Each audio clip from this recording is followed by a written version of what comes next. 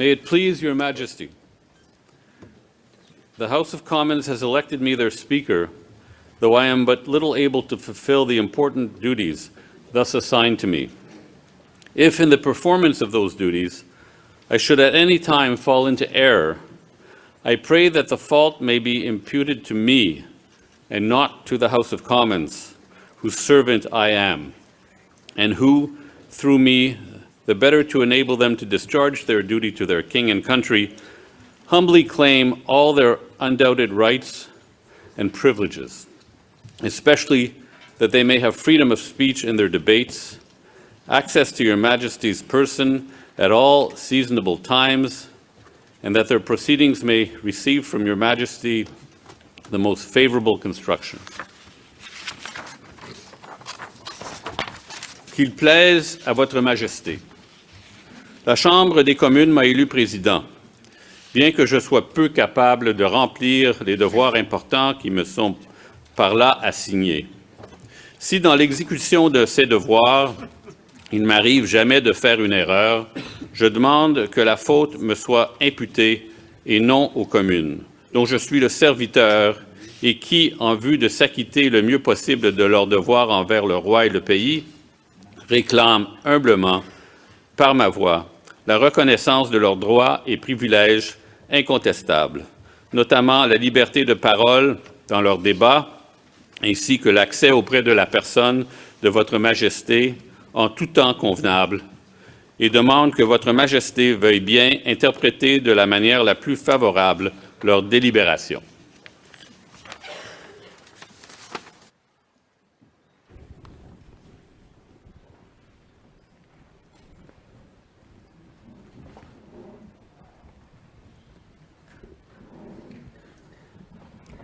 Mr. Speaker, I am commanded by His Majesty the King to declare to you that he freely confides in the duty and attachment of the House of Commons to His Majesty's person and government, and not doubting that their proceedings will be conducted with wisdom, temper, and prudence, he grants and upon all occasions will recognize and allow their constitutional privileges. I am commanded also to assure you that the Commons shall have ready access to His Majesty upon all seasonable occasions, and that their proceedings, as well as your words and actions, will constantly receive from Him the most favorable construction.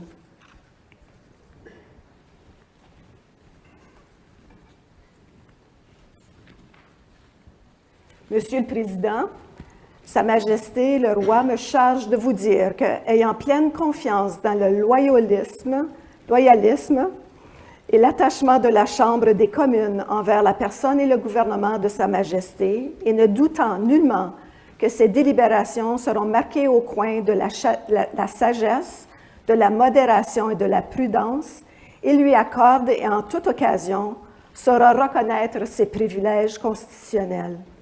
J'ai également ordre de vous assurer que les communes auront, en toute occasion convenable, libre accès auprès de Sa Majesté et que leurs délibérations, ainsi que vos paroles et vos actes, seront toujours interprétés par lui de la manière la plus favorable.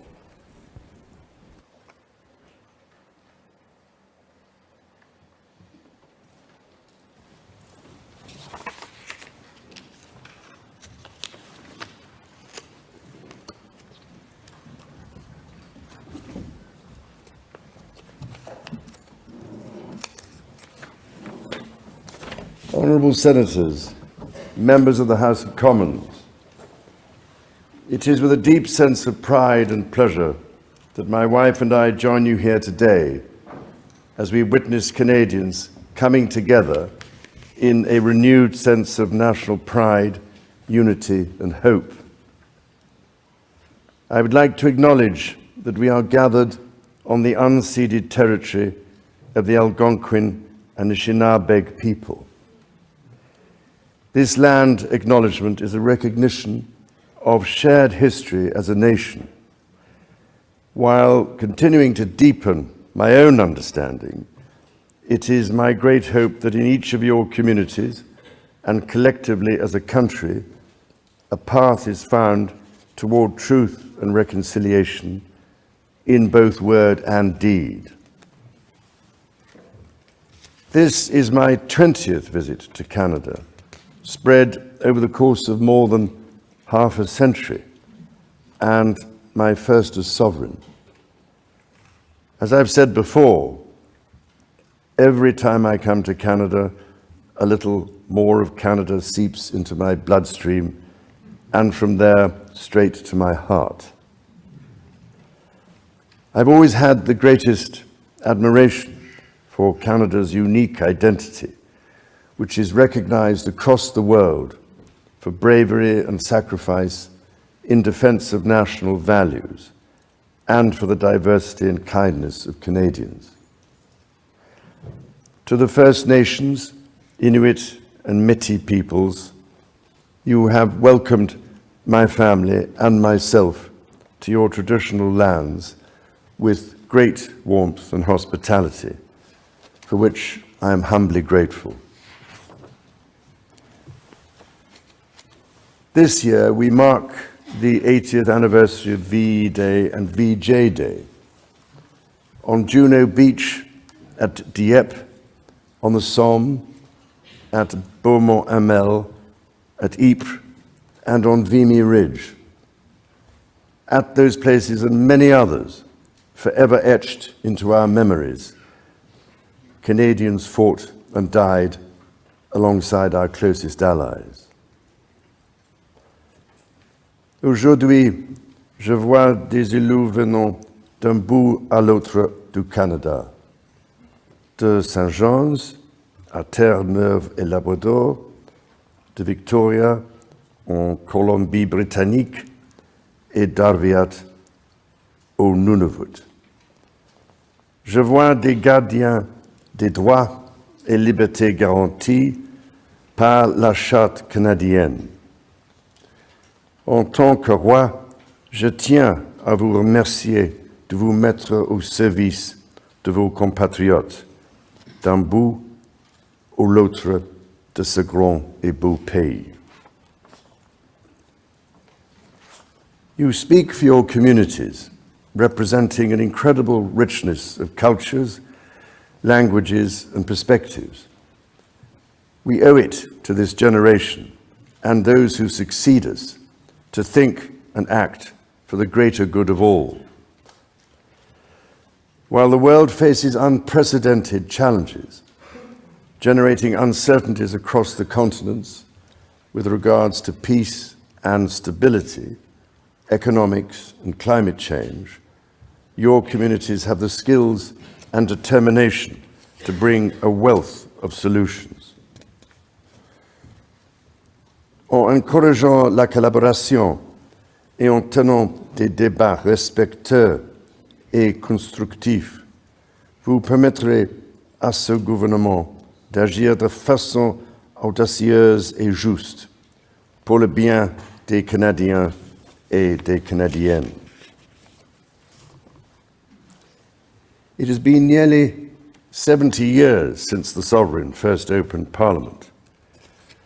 In the time since, Canada has dramatically changed, repatriating its constitution, achieving full independence, and witnessing immense growth. Canada has embraced its British, French, and Indigenous roots and become a bold, ambitious, innovative country that is bilingual, truly multicultural, and committed to reconciliation. The Crown has for so long been a symbol of unity for Canada. It also represents stability and continuity from the past to the present. As it should, it stands proudly as a symbol of Canada today in all her richness and dynamism.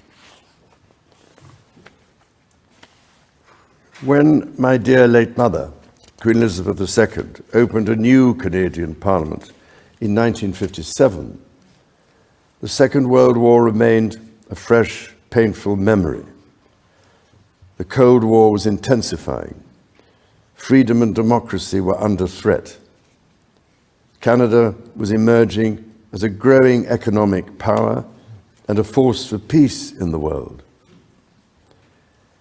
In the decades since, history has been punctuated by epoch-making events: the Vietnam War, the fall of the Berlin Wall, and the start of the War on Terror.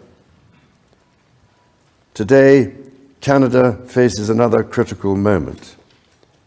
Democracy, pluralism, the rule of law, self-determination, and freedom are values which Canadians hold dear, and ones which the government is determined to protect. The system of open global trade that, while not perfect, has helped to deliver prosperity for Canadians for decades, is changing. Canada's relationships with partners are also changing. Il nous faut confronter la réalité. Depuis la Deuxième Guerre mondiale, notre monde n'a jamais été aussi dangereux et instable. Le Canada fait face à des défis qui, dans nos vies, sont sans précédent. Many Canadians are feeling anxious and worried about the drastically changing world around them. Fundamental change is always unsettling. Yet this moment is also an incredible opportunity for renewal, an opportunity to think big and to act bigger, an opportunity for Canada to embark on the largest transformation of its economy since the Second World War. A confident Canada, which has welcomed new Canadians, including from some of the most tragic global conflict zones, can seize this opportunity by recognizing that all Canadians can give themselves far more than any foreign power on any continent can ever take away. And that by staying true to Canadian values, Canada can build new alliances and a new economy that serves all Canadians. The Prime Minister and the President of the United States, for example, have begun defining a new economic and security relationship between Canada and the United States, rooted in mutual respect and founded on common interests, to deliver transformational benefits for both sovereign nations. Simultanément, le gouvernement œuvre à renforcer ses relations avec des partenaires commerciaux et des alliés fiables. Sachons que le Canada possède ce dont notre monde a besoin et défend les valeurs que ce monde respecte. Le Canada est prêt à bâtir une coalition de nations qui partagent ces valeurs, qui croient en la coopération internationale et le libre-échange de biens, de services et d'idées. Dans ce monde nouveau, qui évolue à un rythme frénétique, le Canada tracera la voie à suivre. La démonstration en sera faite dès juin, quand le Canada présidera le sommet du G7. The government is guided by its conviction that the economy is only truly strong when it serves everyone. Many Canadians are struggling to get ahead. The government is responding, reducing middle-class taxes and saving two-income families up to $840 a year. It will cut the GST on homes at or under $1 million for first-time home buyers, delivering savings of up to $50,000. And it will lower the GST on homes between $1 million and $1.5 million. Le gouvernement assurera la pérennité de programmes qui permettent déjà aux familles d'économiser des milliers de dollars par année, notamment ceux pour les garderies et l'assurance médicaments. À ces progrès s'ajoute l'élargissement du régime canadien de soins dentaires, qui sera bientôt accessible à environ 8 millions de Canadiens et de Canadiennes, leur permettant d'économiser plus de 800 dollars par année en moyenne. The government's overarching goal, its core mission, is to build the strongest economy in the G7. That starts with creating one Canadian economy out of 13. Internal barriers to trade and labour mobility cost Canada as much as $200 billion each year. The government will introduce legislation to remove all remaining federal barriers to internal trade and labour mobility by Canada Day. Les premiers ministres de plusieurs provinces et territoires ont déjà pris des mesures pour éliminer les obstacles au commerce intérieur. Le gouvernement va s'appuyer sur ces progrès pour créer, d'ici la fête du Canada, un réel système de libre-échange à travers le pays. Il s'agit d'efforts essentiels pour permettre au Canada de réaliser tout son potentiel économique, mais cela reste insuffisant. To build Canada strong, the government is working closely with provinces, territories, and Indigenous peoples to identify and catalyse projects of national significance. Projects that will connect Canada, that will deepen Canada's ties with the world, and that will create high-paying jobs for generations. Given the pace of change and the scale of opportunities, speed is of the essence. Through the creation of a new major federal project office, the time needed to approve a project will be reduced from 5 years to 2, all while upholding Canada's world-leading environmental standards and its constitutional obligations to Indigenous peoples. The government will also strike cooperation agreements with every interested province and territory within 6 months to realise its goal of one project, one review. When Canadians come together, Canada builds things that last. Éliminer ces obstacles qui freinent l'économie canadienne permettra l'avènement d'une nouvelle ère de croissance grâce à laquelle le Canada va non seulement surmonter des guerres commerciales, mais en émerger plus fort que jamais. Cela lui permettra de devenir une superpuissance en matière d'énergie verte et conventionnelle, de bâtir une stratégie industrielle qui rendra le Canada plus compétitif à l'international, tout en luttant contre les changements climatiques, de bâtir des centaines de milliers de bonnes carrières dans les métiers spécialisés, et donc de faire du Canada une plaque tournante pour la science et l'innovation.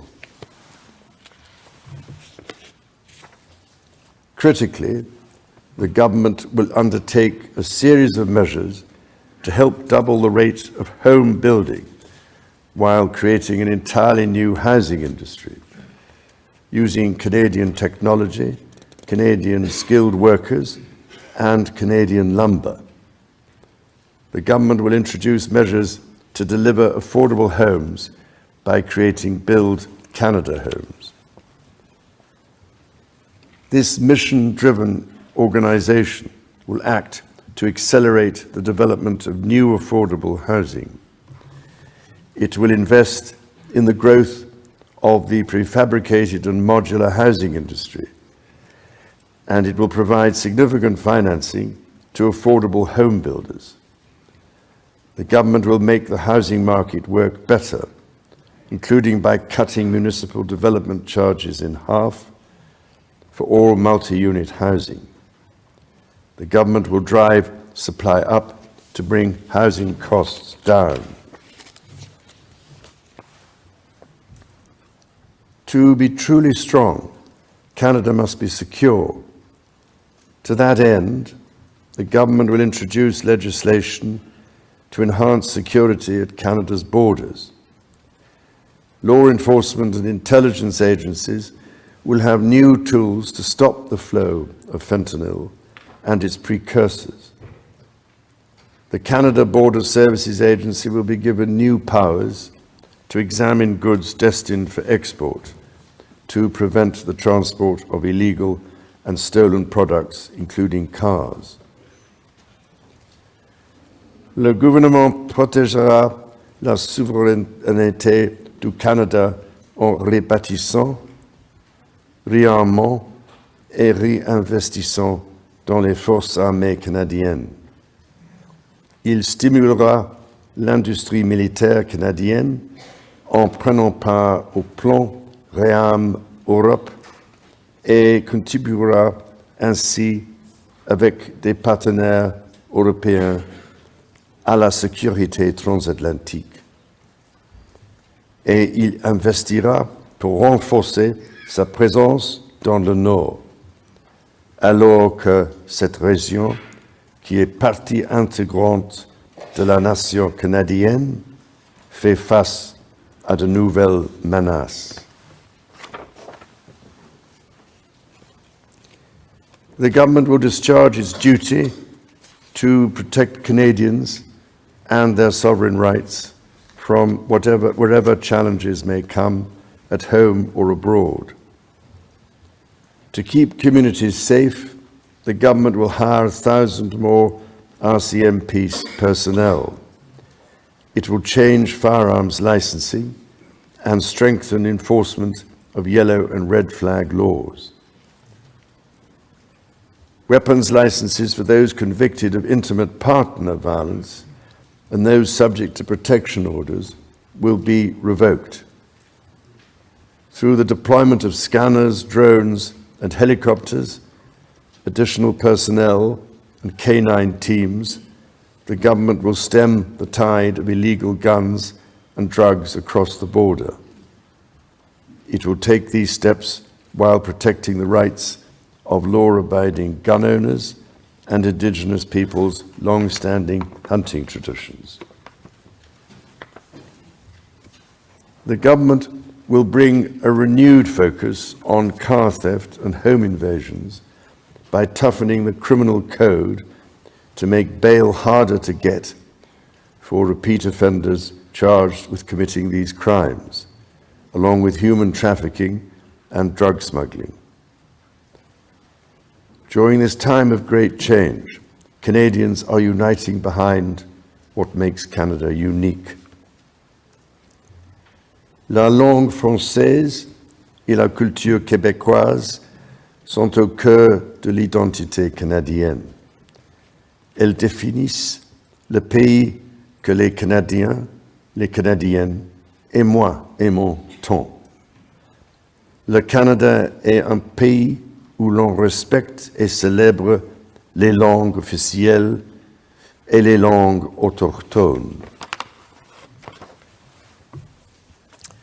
Le gouvernement est déterminé à protéger les institutions qui font rayonner ces cultures et cette identité dans le monde entier, comme CBC Radio-Canada. Protéger ce qui nous donne accès à des aliments frais, sains et de qualité les producteurs agricoles et protéger la gestion de l'offre. Nature is core to Canada's identity. In 2022, Canada convened COP15 in Montreal, which concluded with 196 countries striking a historic agreement to protect 30% of their lands and 30% of waters by 2030. To this end, the government will protect more of Canada's nature than ever before through the creation of new national parks, national urban parks, marine protected areas, and other conservation initiatives. The government will always protect the rights and freedoms that the Charter guarantees for every Canadian. The government will be a reliable partner to Indigenous peoples, upholding its fundamental commitment to advancing reconciliation. Central to this commitment is the creation of long-term wealth and prosperity with Indigenous peoples. For that reason, the government will double the Indigenous Loan Guarantee Program from $5 billion to $10 billion, enabling more Indigenous communities to become owners of major projects. As Canada moves forward with nation-building projects, the government will always be firmly guided by the principle of free, prior, and informed consent. Canada's immigration system has long been a source of pride for Canadians and of dynamism for the economy. The government is dedicated to rebuilding the trust of Canadians in immigration by restoring balance to the system. Le gouvernement instaurera une limite sur le nombre de travailleurs étrangers temporaires et d'étudiants internationaux, établissant un plafond qui, à partir de 2027, sera en deçà de 5% de la population canadienne.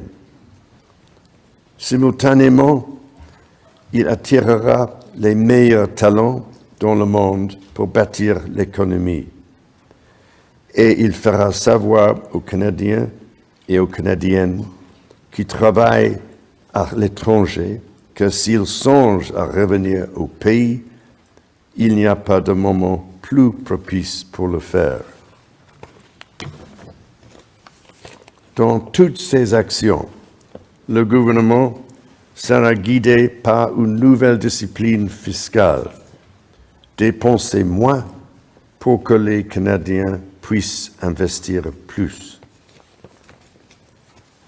Day-to-day government spending, the government's operating budget, has been growing by 9% every year.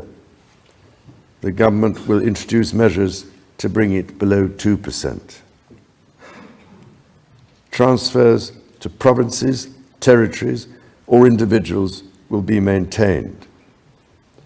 The government will balance its operating budget over the next 3 years by cutting waste, capping the public service, ending duplication, and deploying technology to improve public sector productivity. In parallel, the government will take a series of measures to catalyze new investment, to create better jobs and higher incomes for Canadians. The scale of the government's initiative will match the challenges of our times and the ambitions of Canadians. Honourable Senators, members of the House of Commons, when my dear late mother addressed your predecessors 7 decades ago, she said that in that age and against the backdrop of international affairs, no nation could live unto itself. It is a source of great pride that in the following decades, Canada has continued to set an example to the world in her conduct and values as a force for good. À vous et à l'ensemble du peuple canadien, mon épouse et moi-même adressons nos sincères remerciements pour cet accueil des plus chaleureux. As the anthem reminds us, the true North is indeed strong and free.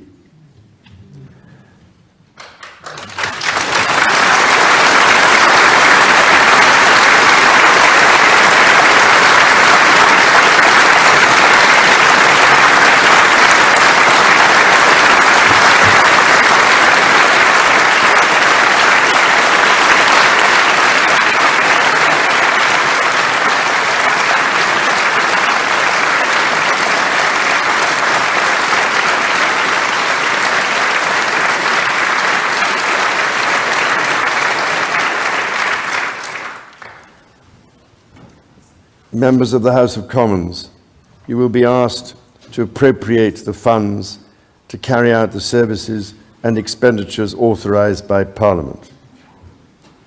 May you honour the profound trust bestowed upon you by Canadians. And may God bless and guide you in all your duties.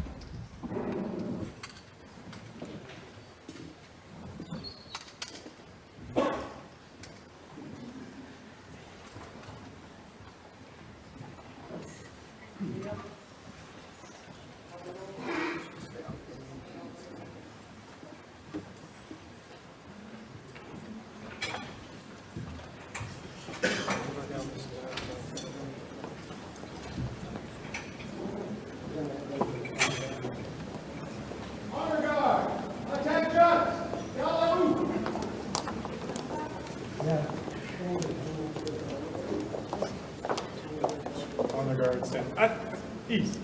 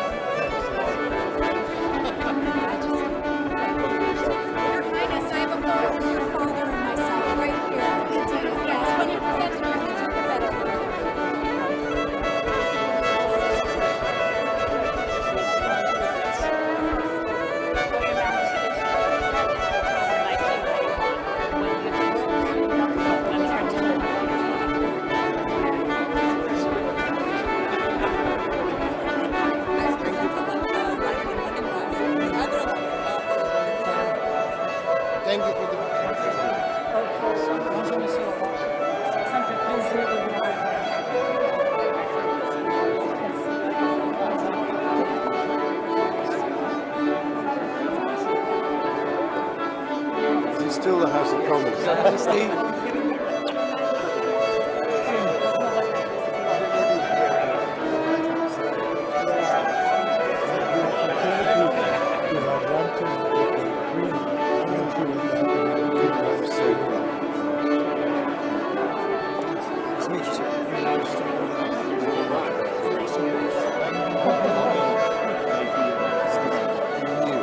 I am second-term MP for town from Nicola.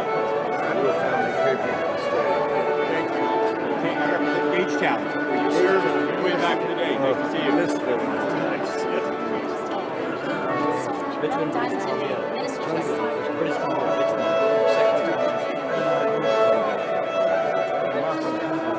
come to Richmond.